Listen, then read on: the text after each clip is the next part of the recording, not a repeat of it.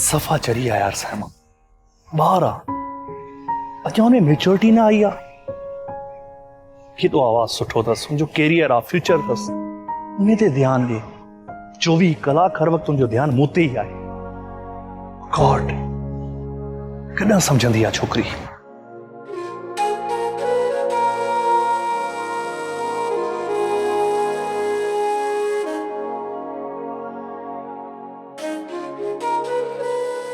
ही छा पई करी साइमा? मूंखे छो थी पकड़ी? तोखे पकड़ा थोड़ी पई, बल्कि मां तोखे हासिल करण पई चाहियां। तू मुझो पाछो थी वयो आहीं, लहंदड़ सिज जोड़ो पाछो। ॾिस साइमा, पाण ॿई हिकु सुठा दोस्त आहियूं, ऐं ही प्यार व्यार जो ड्रामो मूंखे सम्झ नथो अचे, ऐं मां हिननि चकरनि में न आहियां पवंदो। प्लीज सम्झ साइमा। पर महराज, मोहब्बत मुझे वस में ना है, ही तो दिल जो कम आहे, ऐं दिल मुझे चए में ना है। ही चरी तो हर पल तोखे चाहे थी, तुझी इबादत करे थी। प्लीज साइमा, तू वरी पंहिंजे पापा जा अफ़साना मुझे मथे में पत्थरनि वांगुर पई हणी। मां मजबूर आहियां महराज, तू मुझो वजूद बणजी वयो आहीं। हाणे ही तू ते आहे, तू मूंखे सुख दी या सूर ने विछोड़न जी सेज ते विहारी। तू सही पई चए साइमा, पर पाण अञा उन उम्र में नाहियूं जो असां ये एहसास ऐं कैफ़ियतूं पालियूं। पाण खे हिन उम्र में इन्हनि कैफ़ियतुनि जी मिटी खे ॻोल्हणो आहे। पाण खे अञा इन्हनि एहसासनि जा लुड़क संभालणा आहिनि। साइमा, तू पंहिंजे फ्यूचर खे ॾिस, तू पंहिंजे दिल जे दग खे संभाल, सम्झ मुंहिंजी ॻाल्हि खे प्लीज।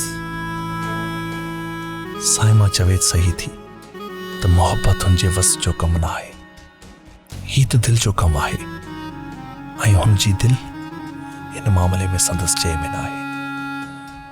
मूंखे संदसि जो क़दर करणु घुरिजे, मोहब्बत खे मोहब्बत सां सम्झणु घुरिजे, न कि नफ़रत सां। मूं अहिड़ो कहिड़ो गुनाह कयो आहे जो मूंखे अहिड़ी सज़ा मिली रही आहे? मूं त मोहब्बत कई आहे, पर उहा बि मूंखां खसी वई। ईअं छो? ऐं अॼु वरी उन ई मोहब्बत खे कंहिं ख़त्म करण जी कोशिश कई आहे, हमेशा जे लाइ। छो? हूअ त मासूम आहे, हुनजी कंहिंसां बि दुश्मनी कोन्हे। छो मालिक साईं, छो? तूं त दरगुज़र कंदड़ आहीं, पोइ छो?